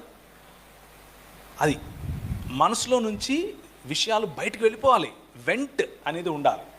అందుకని మనం వెంటిలేషన్ అంటాం. ఇలా వచ్చిన గాలి అలా వెళ్ళిపోవాలి. దానికి మీకు ఒకరు ఫ్రెండ్గా ఉండాలి. ఒకరో ఇద్దరో, ఒక అక్కో ఒక అన్నో మీకు ఉండాలి. మీరు వెతికి పట్టుకోండి. మీకు ఒకవేళ దొరకకపోతే కనీసం మీకంటే చిన్నవాళ్ళ కోసం మీరు అలా ఉండండి. That is very important. నేను బండి తోలుకుంటూ వెళ్తున్నాను అనుకోండి, ఫోన్ చేస్తాను. నేను ఫోన్ చేయగానే ఎరా ఎట్లుంది నీ లైఫ్ ఎట్లుంది అని మొదలు పెడతారు. బాగానే ఉందిరా. ఏంటి మీరు ఒరే అని మాట్లాడుకుంటారా? మాట్లాడుకోకూడదా? మేమైతే అలా మాట్లాడుకుంటాం. మీరు పరిశుద్ధులు కదా, ప్రేమ గల బ్రదర్ అని మాడతారా? మాట్లాడండి, నో ప్రాబ్లం. నాకు ఒరే అండంలో ఆప్యాయత కనిపించింది. నా ఫ్రెండ్ కదా, నేను బ్రదర్ అన్నాను అనుకో, రే ఆపరా నువ్వు అంటాడు. సో నాకు నా ఫ్రీక్వెన్సీ అర్థం చేసుకునే వ్యక్తి ఉన్నారు. నేను వాళ్ళకి చెప్పుకుంటాను, ఈరోజు కంపెనీలో కొంచెం మనసు బాగాలేదు, ఇలా అనేశాను, మళ్ళీ వెళ్ళి మాట్లాడాను, అన్నీ ఏం ఉచిత సలహాలు ఏం చెప్పడాడు. విని అవునా సర్లేరామ్మ ఏం కాదులే అంటాడు. అడిగేదని చెప్పాలనిపించింది అనుకో, అవును సరే కానీ అని దాన్ని ఆపేసి ఒక 5 నిమిషాలు టైం తీసుకుని, ఒక 10 నిమిషాలు టైం తీసుకుని మళ్ళీ టాపిక్ తీసుకొచ్చి, నువ్వు అలా అన్నావు కదా, దాన్ని ఇలా అనింటే బాగుండదేమో కదా అంటాడు. మనల్ని కట్టేవాళ్ళు, మన మీద ఇంట్రెస్ట్ ఉన్నవాళ్ళు, అలాంటి వాళ్ళని పట్టుకోవాలి. అది మీ బాధ్యతే. సంఘంలో అలాంటి వాళ్ళు కరువు అవుతూ ఉంటే మీ బాధ్యత అలాంటి వాళ్ళుగా మీరు ఎదగటం. లోకంలో పడిపోకుండా దేవుడిలో ఎలా ఉండాలి ఆల్రెడీ మాట్లాడేశాం. బాప్తిసం తీసుకున్న తర్వాత పదే తప్పులు చేస్తే దేవుడు క్షమిస్తాడా? బాప్తిసం తీసుకోకుండా చేసినా క్షమించడు. బాప్తిసానికి తప్పులు చేయడానికి లింక్ ఏం లేదు, ఏమీ లింక్ లేదు. తప్పులు చేయకుండానే ఉండాలి ఎప్పుడైనా సరే. కానీ తప్పులు బాప్తిసం తీసుకున్న తర్వాత జరగకుండా ఉంటాయా? అలా కాదు. అప్పుడు కూడా తప్పులు జరిగే అవకాశం ఉంది. అప్పుడు కూడా మన బలహీనతలు మనపై ప్రభావం చూపే అవకాశం ఉంది. కానీ బాప్తిసం తీసుకునే సమయంలో మనం ఏం చేస్తున్నామంటే, పరిశుద్ధాత్ముడిని ఆహ్వానించి, నేను ఈ లోక మర్యాదకు, ఈ లోకంలో ఉన్న బలహీనతలకు చచ్చిపోతున్నాను, ఇప్పటి నుంచి నేను క్రీస్తు కోసమే బ్రతుకుతాను అని నిర్ణయం తీసుకుని ఆయన మీద ఆధారపడుతున్నాం. సో బాప్తిసం తీసుకున్న తర్వాత మరింత జాగ్రత్తగా మనం ఉండాలి, మరింత కేర్ఫుల్గా మన సమయాన్ని, మన వనరుల్ని వెచ్చించాలి. సో కేర్లెస్గా ఉండకూడదు. దాని అర్థం బాప్తిసం తీసుకోకముందు మనం విచ్చలవిడిగా బ్రతకమని కాదు. అప్పుడు కూడా జాగ్రత్తగానే ఉండాలి. బాప్తిసం తీసుకుని లోకంలో జీవిస్తే వచ్చే పరిణామాలు ఏమిటి?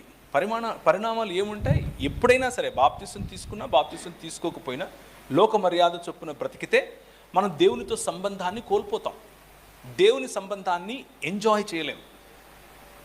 దేవుని సంబంధంలో దేవునితో ఫ్రెండ్గా బ్రతికితే చాలా ఎంజాయ్మెంట్ ఉంటుంది, ఎంత పీస్ ఉంటుంది. తొణకని కుండ అంటారు కదా, అలా ఉంటుంది లైఫ్. ట్రై చేసి చూడండి. దేవునితో సంబంధం చాలా రిచ్. సో ట్రై చేసి చూడండి. అసలు దేవుణ్ణి నమ్ముకున్న వారు ఎలా జీవించాలి? ఓకే, ఇది చాలా పెద్ద ప్రశ్న. సమాధానం ఇప్పుడు చెప్పలేను. అంటే బైబిల్ అంతా చెప్పాల్సి వస్తుంది. దీనికి బిబ్లికల్ లైఫ్ స్టైల్ అనేది చెప్పాలి. వీలైతే సాయంత్రం మాట్లాడదాం. స్నేహితులను ఎలా ఎంచుకోవాలి, ఎవరితో స్నేహించాలి ఇంతవరకు చెప్పాను. నీ స్నేహితులు ప్రభుని ఎరిగిన వారై ఉండాలి, సహవాసంలో కట్టబడిన వాళ్ళై ఉండాలి. ఈ సహవాసమే అక్కర్లేదు, ఏ సహవాసమైనా పర్వాలేదు, కానీ దేవుని వాక్యంలోనూ సహవాసంలోనూ బలంగా ఉన్న వాళ్ళై ఉండాలి. స్త్రీలకు స్త్రీలే ఉండాలి, పురుషులకు పురుషులే ఉండాలి వీలైనంత వరకు. అక్క కదా, నాకంటే పెద్దది కదా, అక్క అక్క అని కూడా స్త్రీతో ఫ్రెండ్షిప్ వద్దు. తమ్ముడు కదా, తమ్ముడు అంటున్నాడు కదా, నేను అక్కని అంటున్నాడు కదా నన్ను అని కూడా వద్దు. ఎందుకంటే 23 సంవత్సరాలుగా నేను ఇదే చేస్తున్నాను, అందుకే చెప్తున్నా. అది వర్కౌట్ అవ్వదు. ఇంకొక ప్రధానమైన విషయం, మీరు ఎన్నుకునే ఫ్రెండ్స్ స్త్రీ అయినా సరే పురుషుడైనా సరే మిమ్మల్ని ఎక్కడ టచ్ చేస్తున్నాడు, ఎక్కడ టచ్ చేస్తుంది అనేది చాలా ఇంపార్టెంట్. తల, భుజమ, వక్షాల, నడుమ, తొడల, కాళ్ళ, వేళ్ళ జాగ్రత్త. చిన్నపిల్లలు ముఖ్యంగా 6 ఏళ్ళు 7 ఏళ్ళు 8 ఏళ్ళ బాలికలు మామయ్య అని దగ్గరకు పరిగెట్టుకుంటూ వస్తే మామయ్యలు తీసుకుని వాళ్ళను ఒళ్ళో కూర్చోబెట్టుకుంటున్నారు, తాకాల్సిన చోట అవసరం లేని చోట తాకుతున్నారు, ముద్దు పెట్టుకొని రకంగా ముద్దు పెట్టుకుంటున్నారు అని అంటే తల్లిదండ్రుల బాధ్యత ఇది. జాగ్రత్త. ముఖ్యంగా ఆడపిల్లల దగ్గర నేను ఎన్ని కేసులు చూశానో ఇలాంటివి. వద్దు. మన పిల్లలు, చిన్నపిల్లలు, మగపిల్లలైనా సరే వద్దు. అప్రాప్రియేట్ టచ్ మాత్రమే ఉండాలి, ఇన్అప్రాప్రియేట్ టచ్ ఉండకూడదు. మన ఆడపిల్లలు, మన సంఘాల్లో ఉన్న పిల్లలు ఎంతమంది ఏడుస్తూ వచ్చారో నేను చెప్పలేను మీకు. మామయ్యలు, పెదనాన్నలు, తాతగారులు, వయసులో పెద్దవాళ్ళని తాత తాత అని దగ్గరికి వెళ్తే వాళ్ళ దగ్గర నుంచి పొందిన అసహ్యకరమైన, జుగుప్సాకరమైన ప్రతిక్రియ ఇది. సో ఆడపిల్లలతో very very careful. Appropriate touch. ఒకవేళ మీకు మాటలు వచ్చితే, మీరు ఈ టచ్ కరెక్ట్ కాదు అని తెలిస్తే మీరు భయపడకూడదు. ఆడపిల్లలు వెంటనే మీ అమ్మ నాన్నకు చెప్పాలి. ఫ్రెండ్ అయినా సరే, టీచర్ అయినా సరే, అన్న అయినా సరే, మామైనా సరే, ఎవరైనా సరే వెంటనే నోరు తెరిచి చెప్పాలి. అమ్మ చెప్తే ఏమవుతుందో, అమ్మ తిడుతుందో, అమ్మ కొడుతుందో ఎప్పుడు అనుకోకూడదు, వెంటనే చెప్పాలి. ఒకవేళ పెద్దలు మీ పిల్లలు మీ దృష్టికి అలాంటివి తీసుకొని వస్తే నోరు మూసుకోవే, అలాంటివి జరుగుతాయా అని వాళ్ళ నోర్లు బంద్ చేయకండి. మీరు దేవునికి వ్యతిరేకంగా, మీ పిల్లలకు వ్యతిరేకంగా తప్పు చేస్తున్నారు. గద్దించండి అవతల వ్యక్తిని, మీ పాపను పంపకుండా ఆపండి. Please don't do it. ఏమంటారు? You are welcome brother. ఎందుకంటే ఇది ఈ సొసైటీలో జరుగుతోంది. చెప్పాలి మన పిల్లలకి. నేను చెప్పకపోతే చెప్పరు వేరే వాళ్ళు. పరిశుద్ధ స్థలం మతం కోసం మాత్రమే కాదు, మానవ జీవితాల కోసం. అందుకే చెప్తున్నాను, దేవుడు మన స్వరూపమందు మన పోలిక చొప్పున నరులను చేయును కనుక మనం దిగిపోయే వాళ్ళు. ఓకే, ఈ 2 వాక్యాల్లో మనము, రండి, చేయుదుము అనే పదాలు దేవుడితో పాటు ఎవరితో అన్నారు అది తెలియజేస్తున్నది. ఎవరు అనేది అన్న ప్రశ్నగా అయ్యారు. అలాగే బైబిల్ చదవాలి అనుకుంటున్న, బైబిల్ జ్ఞానం పెంచుకోవాలి విని అనుకుంటున్నా, కానీ ఏదో ప్రశ్న రావడం వల్ల ఆగిపోయే దాని. ఓకే, మనము అన్న చోట దేవుడు మనం ఈ విధంగా ఆలోచించవచ్చు. ఒకవేళ దేవదూతలు అప్పటికే సృష్టింపబడి ఉంటే వారితో మాట్లాడుతూ ఉండొచ్చు మనము అని. కానీ అలా మాట్లాడితే మనుషులు దేవదూతల స్వరూపము మరియు పోలిక చొప్పున లేరు కదా. ఉన్నారా? బైబిల్ అలా చెప్తుందా? చెప్పదు. ఎందుకు అనంటే హెబ్రీయులకు రాసిన పత్రిక 1వ అధ్యాయం దేవుడు ఏమన్నాడు? ఆయన దూతలను వాయువులుగాను, ఆయన దూతలను వాయువులుగాను, తన సేవకులను అగ్నిజ్వాలలుగాను చేసుకున్నాడు. కానీ తన కుమారుని అయితే దేవా నీ సింహాసనము తరము నిలుచును అని అంటున్నాడు. అంటే దేవదూతలను ఏమని పిలిచాడు? మనుష్యుని స్వరూపము పోలిక అని పిలిచాడా? లేదు. ఎలా చూశాడు? వాయువులుగాను ఇంకా అగ్నిజ్వాలలుగాను చూశాడు. కానీ మనిషిని దేవుడు తన స్వరూపమందు తన పోలిక చొప్పున చేశాడు. అందుకనే మీరు చెప్పిన ఈ 2 వాక్యాల్లో వాడిన మనము అన్న పదము దేవుని యొక్క బహుళత్వాన్ని సూచిస్తుంది. దేవుడు మనం ఎలా అయితే అనేక మంది మనుషులమైనప్పటికీ ఒక్క మనిషి అని దేవుడు చెప్పాడు మనిషిని సృష్టించినప్పుడు. ఆదం అన్న పదానికి అర్థం పురుషుడు అని కాదు, నరుడు అని. నరుడు అనంటే మానవ సమాజం అని. అలాగే దేవుడు అన్నప్పుడు 3 వ్యక్తుల ఒక్క దేవత్వం, తండ్రి, కుమారుడు మరియు పరిశుద్ధాత్మ అన్నటువంటి 3 వేరు వేరు వ్యక్తులు అయినప్పటికీ ఒక్క కుటుంబముగా ఒక్క దేవుడుగా ఉన్నారు. మనిషి ఏ విధంగా అయితే ఒక వ్యక్తి ఒక మనిషో, దేవుడు అలాగే ఒక దేవుడు 3 వ్యక్తులు. ఇది మనిషికి దేవుడిచ్చినటువంటి నేచర్, అది దేవునికి ఉన్నటువంటి నేచర్.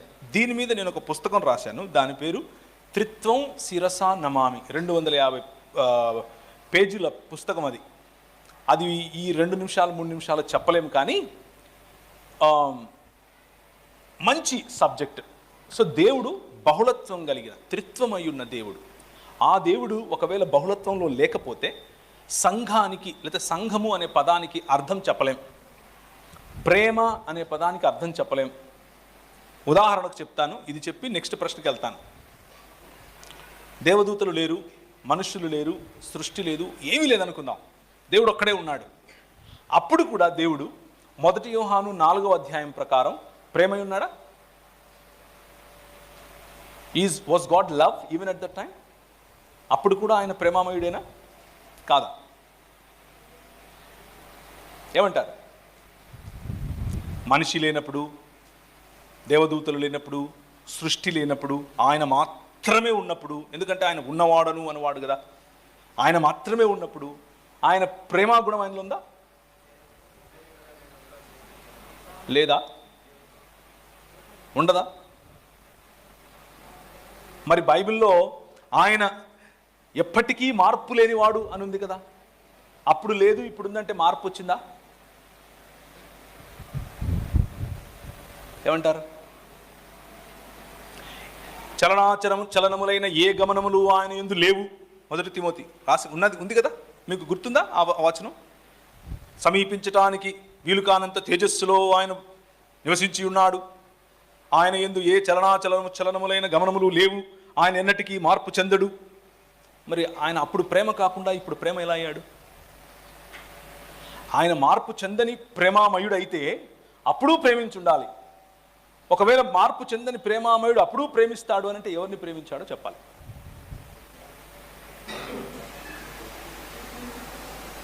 ఎవరిని ప్రేమించాడు? పోనీ ప్రేమ పక్కన పెడదాం. ఆ రోజుల్లో ఏ సృష్టి లేనప్పుడు దేవుడు మూగవాడా, మాట్లాడేవాడా?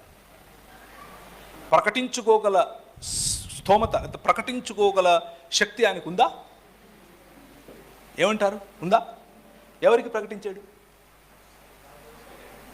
సృష్టి చేయలేదు ఇంకా. అందుకనే ముందే అది చెప్పాను. దూతలు లేరు, సృష్టి లేదు, ఎవరు లేరు, ఆయన మాత్రమే ఉన్నాడు. మూగోడా కాదా? మూగోడు కాదా? ఎవరికి ప్రకటించుకున్నాడు? ఎలా ప్రకటించుకున్నాడు?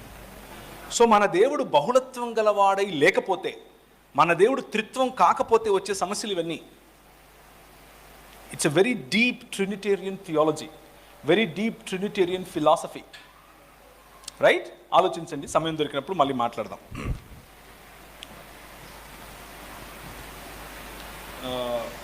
దేవునిలో తప్పిపోకుండా నడవడం ఎలా? ఆన్సర్ అయిపోయింది. ఆయన ఇచ్చిన రక్షణ వస్త్రాన్ని కాపాడుకోవడం ఎలా? ఆన్సర్ అదే. Again regular to the fellowship, వ్యక్తిగతంగా దేవునితో సంబంధం, అప్పుడప్పుడు ఉపవాసం. దేవుని మాట గ్రహించడం ఎలా? బైబిల్ చదవటం. బైబిల్ చదివితే దేవుని మాట గ్రహించడమే, దేవుని మాట అర్థం చేసుకోవటమే. అలాగే కొంతమంది బైబిల్ విశ్లేషకులు చెప్పే మాటలను తెలుసుకోవటం ద్వారా దేవుని మాటలో లేకపోతే దేవుని వాక్యంలో ఉన్న లోతులు తెలుస్తాయి. కొన్నిసార్లు మనకే అన్నీ తెలియవు, కొన్నిసార్లు వేరే వాళ్ళు చెప్పే ఆ కోణాన్ని కూడా చూడటంలో తప్పులేదు. నేను అలా చేస్తాను. నేను రెగ్యులర్గా చాలామందిని వింటాను. విన్న ప్రతి ఒక్కరిని నమ్మను, విన్న ప్రతి ఒక్కరిని నేను ప్రామాణికంగా తీసుకోను. ఏది తీసుకోవాలి ఏది తీసుకోకూడదు అన్న విచక్షణ బైబిల్ గ్రంథం తెలుసుకునే కొద్దీ మీకు పెరుగుతూ వస్తుంది. పరిశుద్ధాత్మని పైన ఆధారపడే కొద్దీ మీకు వస్తూ ఉంటుంది. దేవుడు మనకు వేసిన మార్గం తెలుసుకోవడం ఎలా, దేవునితో సహవాసం చేయడం ఎలా, దేవుడు ఉన్నప్పుడు మనుషులు ఏమనుకుంటారో అని పట్టించుకోవాలా, అస్సలు పట్టించుకోకూడదు. దేవుడు ఉన్నప్పుడు మనుషులు ఏమనుకుంటారో అని మనం పట్టించుకోకూడదు. కాబట్టి దేవుని మందిరంలో గట్టిగా డప్పు కొట్టేటప్పుడు గట్టిగా డ్యాన్స్ చేస్తాను అన్నది నా ఉద్దేశం కాదు. నేను మళ్ళీ చెప్తున్నాను, దేవుని సమక్షంలో ఉన్నప్పుడు మనుషులు చూస్తున్నారని పట్టించుకోవాల్సిన అవసరం లేదు. కానీ దాని అర్థం యథేచ్ఛ వర్ధన కాదు, నా ఇష్టం వచ్చినట్లు నా భావనల్లో నేను మునిగిపోవటం కాదు. దాని అర్థం ఏమిటి అనంటే, క్రమములో ఉంటూ దేవుణ్ణి ఘనపరచటానికి అవతలి వ్యక్తికి ఇబ్బంది అయినా సరే నేను నా నాట్యంలో నిమగ్నం అవుతాను. దావీదు చేసిన నాట్యం అదే. అవతలి వ్యక్తికి ఇబ్బంది అవుతుంది అని దేవుణ్ణి నేను దూరం చేసుకోను. ప్రాధాన్యత ఈ రెండు నీ ముందుకొచ్చి నువ్వు దేవుణ్ణి ఎంచుకుంటావా నన్ను ఎంచుకుంటావా అని అడిగితే, నువ్వు దేవునితో సంబంధం ఎంచుకుంటావా నన్ను ఎంచుకుంటావా అని అడిగితే నీ సమాధానం ఎప్పుడూ దేవుడే అయి ఉండాలి. అది దానికి ఉన్నటువంటి ప్రధానమైన సూత్రం. రైట్? దేవుని ప్రేమకి మనుషుల ప్రేమకి తేడా ఎలా తెలుసుకోవాలి? దేవుని ప్రేమ మనుషుల ప్రేమ ద్వారానే మనకు అర్థమవుతుంది. మనం మనుషులం కాబట్టి. దేవుడు మనతో ఆయన ప్రేమను మనుష్యుల ద్వారానే చూపిస్తాడు, మనుషుల ద్వారానే చూపిస్తాడు. సో మనుషుని ప్రేమ వేరు, దేవుని ప్రేమ వేరు. కాబట్టి నేను మనుషులందరినీ, వాళ్ళు చూపించే ప్రేమనందరినీ అన్నిటినీ నేను పెద్దగా పట్టించుకోను. నేను కేవలము దేవుని ప్రేమ మీదనే ఆధారపడి ఉన్నాను బ్రదర్ అనే మతంలోకి వెంటనే వెళ్ళిపోకండి. నమ్మండి మీ తోటి మనుషుల్ని, మీ అక్కని నమ్మండి, మీ చెల్లిని నమ్మండి, మీ ఫ్రెండ్ని నమ్మండి, ప్రేమించండి, ఆప్యాయంగా ఉండండి. మీరు చూపించే ప్రేమలో వాళ్ళు దేవుణ్ణి చూస్తారు. వాళ్ళు చూపించే ప్రేమ మీకు దేవుణ్ణి గుర్తు చేస్తుంది. ఎందుకు అంటే మనందరం దేవుని స్వరూపం మరియు పోలికలో ఉన్నాం. ఒకసారి నీ రైట్ హ్యాండ్ సైడ్ వాళ్ళని చూసి చెప్పండి, నువ్వు దేవుని స్వరూపము మరియు పోలికలో ఉన్నావని చెప్పండి. నీ లెఫ్ట్ సైడ్ ఉన్న వాళ్ళని చూసి చెప్పండి. గోడ అంటే గోడకు చెప్పకండి, మీ ఎదురున్న వాళ్ళకి చెప్పండి, మీరు దేవుని స్వరూపము మరియు పోలిక చొప్పున ఉన్నారు అని చెప్పండి. గుడ్. రోజుకు ఒకసారి చెప్పండి, కనిపించిన వాళ్ళందరికీ చెప్పండి. అదే సువార్తలో ఉన్న ప్రధానమైన ఉద్దేశం. సో నేను దేవుడి ప్రేమనే ఆధారపడతాను, మనిషి ప్రేమను ఆలోచించను, వాళ్ళంతా బేకారు, స్వార్థంతో కూడుకుంది, ఇది అందరికీ తెలుసు. చివరికి సినిమా వాళ్ళకు మీకంటే బాగా తెలుసు. అయినా కానీ అందులో కూడా దేవుని ప్రేమ ఇమిడి ఉంది. సో దేవునికి ఉన్న ప్రధానమైన లక్ష్యం ఏమిటి అంటే, మొదటిది ఆయన ప్రేమ ద్వారా మిమ్మల్ని ఆయన వైపుకు తీసుకోవటం. రెండవది ఆయన ప్రేమ ద్వారా మీలో అనగా మనుషులకు మధ్య ప్రేమ నింపటం. మనుషులకు ప్రేమ అర్థం చేసుకోకుండా నేను కేవలం దేవుని ప్రేమని అర్థం చేసుకుంటాను అని అంటే మతంలో పడతాం. ఆ మతం ఎందుకు పనికిరాదు. మనుష్యులను మర్చిపోయే మతం, ఆ మతం వద్దు మనకు. షడ్రక్ మెషక్ అబేద్నెగో అని వారు అగ్నిగుండంలో పడవేయబడినప్పుడు దానియేలు ఏమాయను? నేను అక్కడ లేనుగా, నాకెలా తెలుస్తుంది? నాకెట్టు తెలుసు? అలాగే దానియేలు సింహబోన్లో వెళ్ళడం, ఆ ముగ్గురు ఏమాయను? బాబా అంటే నాకు అంత పరిజ్ఞానం లేదు. కానీ షడ్రక్ మెషక్ అబేద్నెగో దానియేలు వీళ్ళందరూ రూమ్మేట్స్ ఏం కాదు. ఒకే రూమ్లో ఉంటే వాళ్ళ ముగ్గురిని పట్టుకెళ్ళారు, ఈయన వదిలేశారేంటి అన్నట్లుంది ఈ ప్రశ్న. అలా కాదు, ఎవరి పనులు వాళ్ళవి. షడ్రక్ మెషక్ అబేద్నెగో దానియేలు ఇలాంటి వాళ్ళందరూ కూడా చెరపట్టబడి వచ్చిన బానిసల్లో వీళ్ళందరూ ఉన్నారు. వీళ్ళు అప్పటికే పెరిగి పెద్దయ్యారు. వాళ్ళు అప్పటికే ఇంకా చిన్నోళ్ళు ఏం కాదు, పట్టుకొచ్చిన బానిసల్లాగానే ఏమీ లేరు. మొదటి అధ్యాయానికి ఈ ప్రతిమ పెట్టినప్పుడు అగ్నిగుండంలో వేసే సమయానికి చాలా సమయం గడిచిపోయింది, కొన్ని సంవత్సరాలు గడిచిపోయాయి.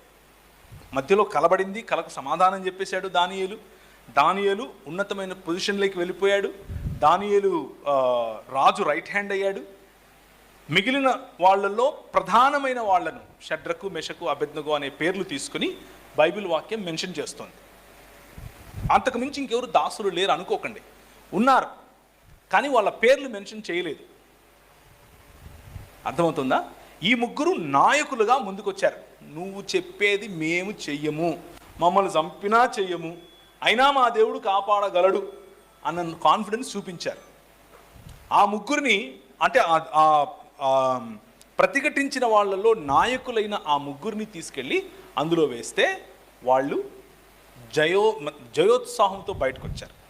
ప్రభువే వారికి తోడుగా ఉండి బయటకు తీసుకొచ్చాడు. అలాగే దానియేలు గ్రంథం మొదట బానిసలుగా పట్టబడిన వారి నరేషన్, ఆ తర్వాత మెల్లిమెల్లిగా ఫోకస్ అయ్యి 4 వరకు వచ్చి ఆగింది. షడ్రక్, మెషక్, అబేద్నెగో మరియు దానియేలు, రైట్? ఆ తర్వాత దాని నుంచి దానియేలు దగ్గరికి వచ్చేసింది ఫోకస్, జీరోయింగ్ ఇన్.